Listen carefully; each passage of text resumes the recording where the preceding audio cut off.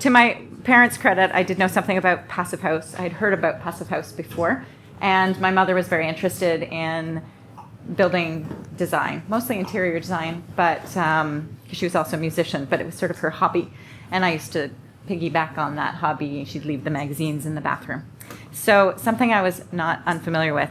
Andrew, of course, has been interested in dreaming about houses since I think he was a little kid. So sort of a different perspective. We lived in East York, typical East York bungalow, 2 bedrooms, and like most people who want to build or need to move, we needed another bedroom and we needed a functioning kitchen because ours was not really functioning. We had no oven. And there were problems with mold. Definitely insulation wasn't a thing we talked about a lot. That would be a good thing to have.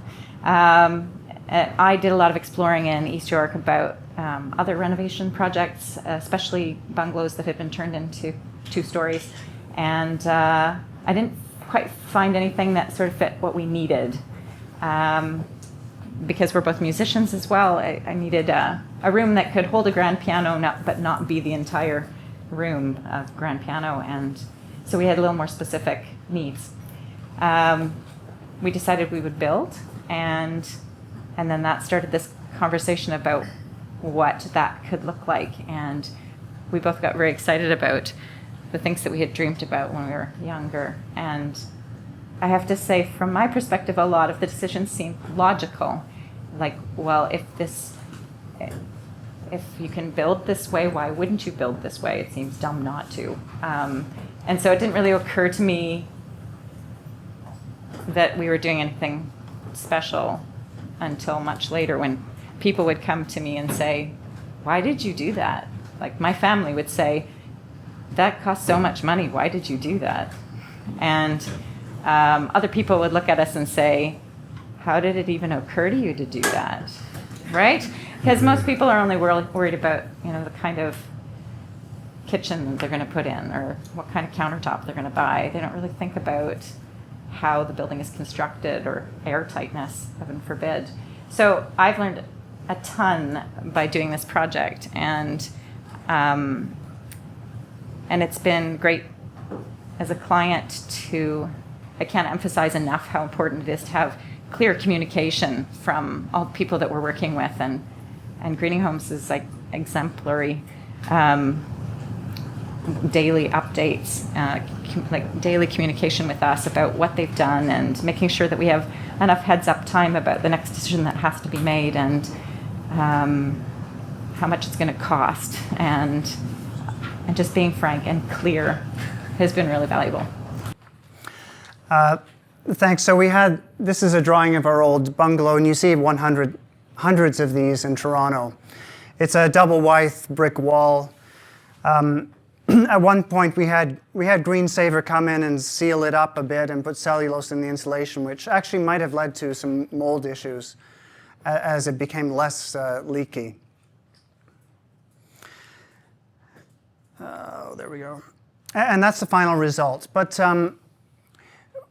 I will give you a little information at the end about our electrical use, but I think a lot of this is unusually non-technical. This was a 3-year journey for us, about 2 years in design and permitting. And in my professional world, had been exposed to a little bit about how I thought it should go, and so we had a charrette at the beginning, and we invited people. Sustainable Edge. It was hosted by Open Architects, and Keith Benjamin is here from Open Architects. Thank you.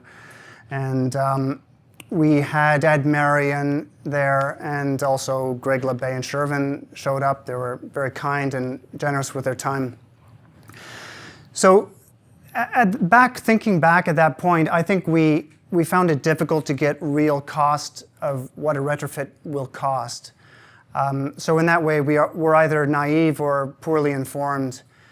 And also, we were very interested in all the things that we could do. And I think the charrette is useful for sort of getting that off your chest, all the things that you could do with your house, and then over time you get a little more realistic.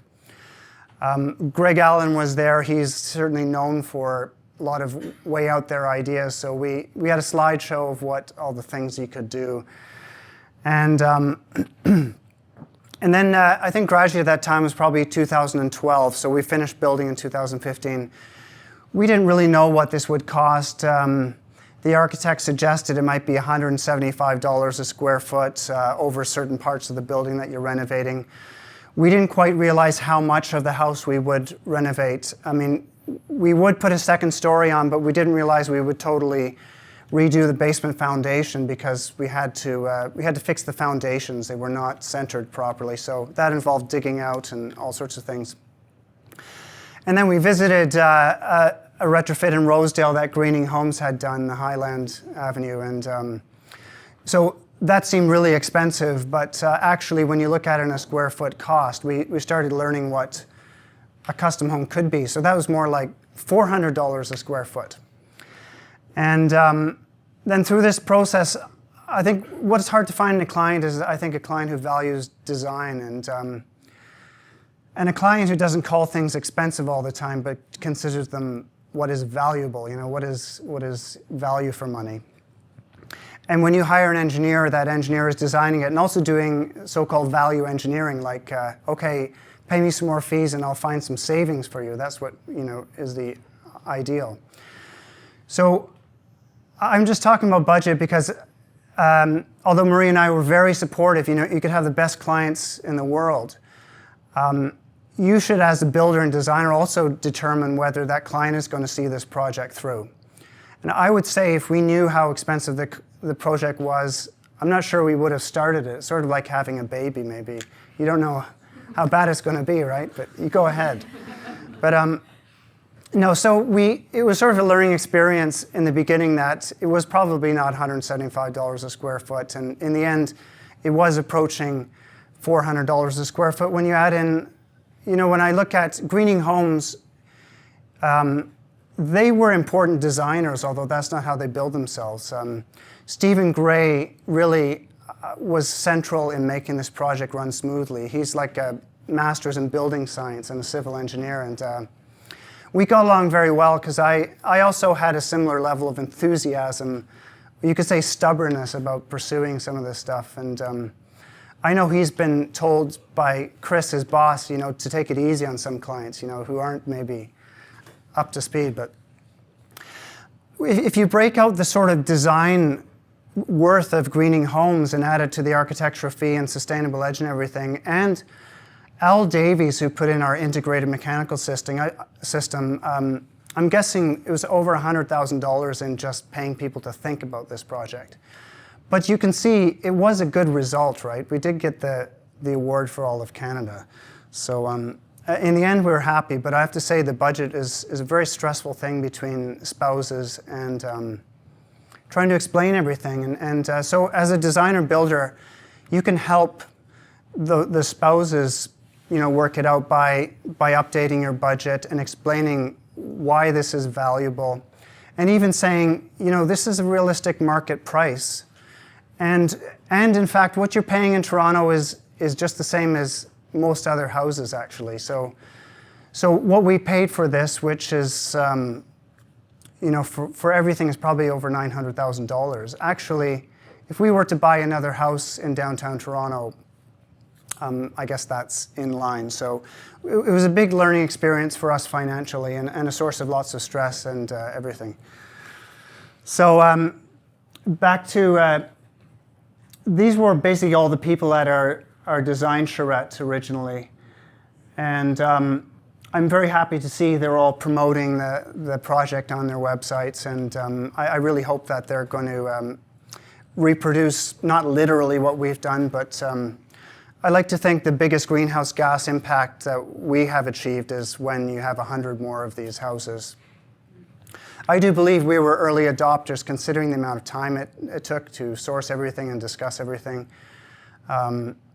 And we did avoid pursuing any point system like LEED or Passive House, partly because I was very confident in our designers and I really wanted them to just go for it. But also as these point systems mature and the market of materials matures, like you simply could not find as many windows even 2 years ago as you can now. Everything's coming together, and it's a bit of a maturity in the whole infrastructure. This was just taken today, so sorry. You see, our poor architect, I think at one point we said, oh, it's a very modest project, we only want a few things, a bedroom, an extra bedroom, room for a grand piano. But, we went through many iterations. Even the best client is going to go through 3 iterations before finally deciding. And we were on a ravine property, so Conservation Authority also had to be involved. We had a few minor variances. When we did our first fit study, we didn't actually realize that our coverage was only based on the tableland. Like, even though our property was 300 feet into the valley, it was only the tableland that determined our coverage. So even one of our minor variances that we were 5% over our coverage. And even at that, we simply went straight up on our 800 square foot footprint. And most other properties around us in East York go back about 10 feet when they do these second-story build-up. But at one point, we were talking about maybe cantilevering here and building over the garage and stuff. But in fact, we could not actually do that in terms of zoning.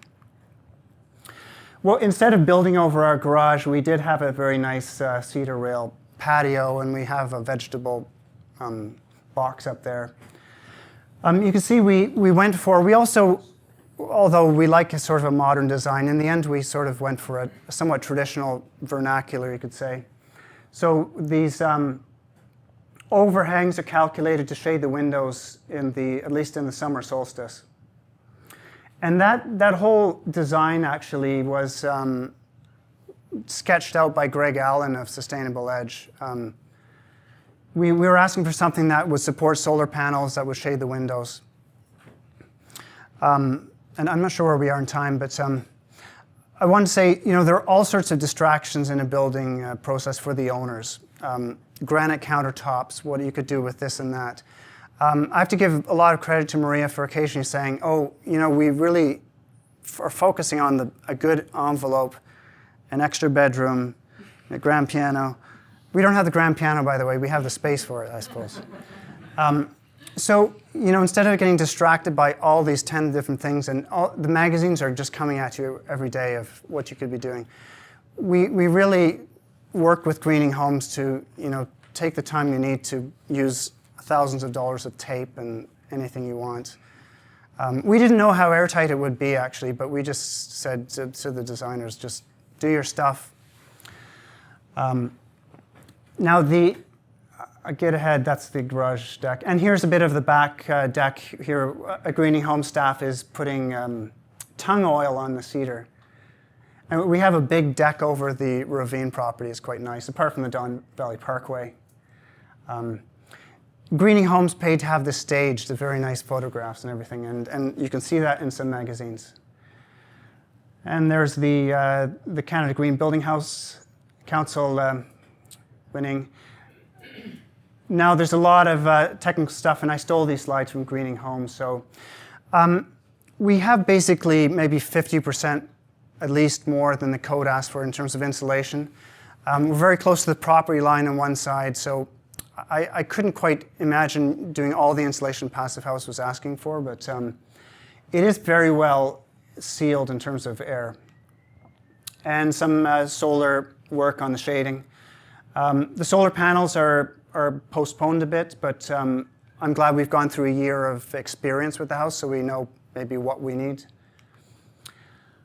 Now back to the wall section, there was a point early on where I realized that no one was actually designing the walls. Sustainable Edge could, but really they were saying, give me the AutoCAD drawings, we'll do an energy model, and then we'll tell you how much you need to heat it. The architect, they were very supportive, but I didn't see them designing exactly what insulation was. So we discussed who could do this, and in the end we hired Greg Allen of Sustainable Edge to do some sketches. So he came up with this wall which had about 11 things in it. And then Stephen Gray took this and he simplified it to maybe 5 or 7 things. So it was a really good result of one team person doing this and then the other person refining it. So Now, this integrated mechanical system, it was a great result, and Sustainable Edge did a great job, but it was also a source of stress. The exact design of it didn't really come in until about halfway through the project, so we didn't know, and we were even worried, would we have to do natural gas this, which would have been a lot cheaper, right? When you're worried about the budget, you say, oh, should we really only do natural gas furnace? And Sustainable Edge was patient, but had to remind me a few times to not prejudge what their final design was going to be, which turned out to be nice, very good. It's a reversible heat pump, which can, and midway through the process when we had the basement dug out, I said, let's just put some tubes hand dug into the soil, and we'll just use that as the preheat or something for the incoming air. Then Sustainable Edge said, okay, you put these tubes in, let's just see how it works during the first winter. We can always put more tubes into the front yard. So that's what we did. This heat pump can dump heat or pull heat out of that soil. It's meant to be integrated with solar panels. So you can actually, thermal panels, you can get heat in the winter, but that heat pump could pump 40 degrees or hotter water to the panels at night during the summer to reject heat as well. So I think this really, gee whiz, this mechanical system is probably what, along with the package of the excellent air tightness, everything, probably what gave us that award. But it's complicated as well. So then the guy who put this in, Al Davies, he's basically almost redesigning this to make sure he understands it. So instead of his normal 25% labor cost on materials, he probably had 50% labor. So we have a system now that's 3 times what a natural gas forced air would be. And then his custom controls and everything. So fortunately, I enjoy doing this. But when I was away this summer and Maria was handling it, we discovered it was turning itself off all the time, and then we had to figure out why that was. It turns out, we think, that although this small amount of soil in the winter was managing to get us through this record-long winter, in the winter, these tubes are cold and attract moisture, whereas in the summer, the tubes are hot and drive moisture away. So in the summer, we've got dry soil, which has less heat capacity and probably less heat transfer capability. So it was, in fact, overheating in the summer and turning itself off. So eventually, we used one of our little controllers to turn itself off. We turned it off before it turned itself off. So the bottom line, though, it's very complicated. Maria says several times, what owners would ever tolerate such a system? But we enjoy it. So here, I'll get to our electricity use. We had, over 30 days where it never got above 0 last winter. And our ground temperature got around down to 1 degree Celsius. And I'm not sure how close our sensor was to our tubing, but basically we were probably freezing the soil, and that's okay, I think, for geothermal to some extent. But our total bills for the year are about $2,000 with all the, the electricity cost is only like 40% of your total bill, it seems. But our house is completely electrically heated, no fossil fuel. We were worried enough at one point that we actually had a natural gas meter put in next to our house because we didn't quite know how this would all fall out. But we have this gas meter sitting there which will never be connected to our house now. So we have about 800 square foot to a floor, and our basement is finished. We have radiant ceiling tubing in the ground and second floor in order to cool. So we put chilled water through the ceiling, not cold enough to condense. But so in the winter, we're using about 47 kilowatt hours a day, but that's all uses, that's cooking. So I know Stephen Gray gave a talk at the Passive House conference. I think we're supposed to be below 30 to count as Passive House. So throughout the whole year, we're using about 28 kilowatt hours every day. The actual cost in electricity is about $2,000 a year, less than $200 a month for all uses. So we cook with electricity. Now, just to compare it to our old house, we spend about $1,200 on fuel oil alone. And then we still dried our clothes with some electricity and stuff, everything else. So I think I once worked it out. We're probably using 40% of our heating of our old house. Our old house wasn't that bad, actually. It was a very compact, rectangular, simple shaped house. So I'm sure we've probably taken about 15 minutes, and we'll be around after to answer questions. Okay. Thank you.